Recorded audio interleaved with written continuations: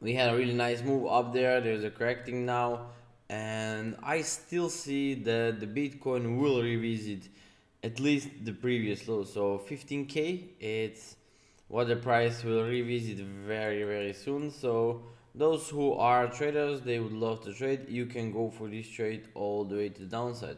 But those who are there just to invest for investing purpose, you'll have to wait that the price will reach the previous bottom, give us some signs of reversal, and then you will be start buying. So don't rush for this trade. Okay, if we go and watch the 4 hour or daily, let's go step by step.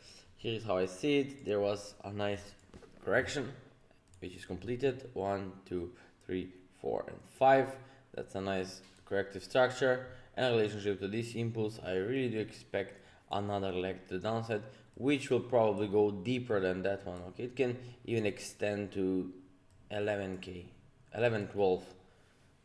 It's something that Bitcoin can visit very fast. Okay, so this movement can start very fast when it will start moving. Currently, it's showing good signs, good momentum, good price actions there at the top, and yeah, we can expect something like this, similar movement like this one. For our,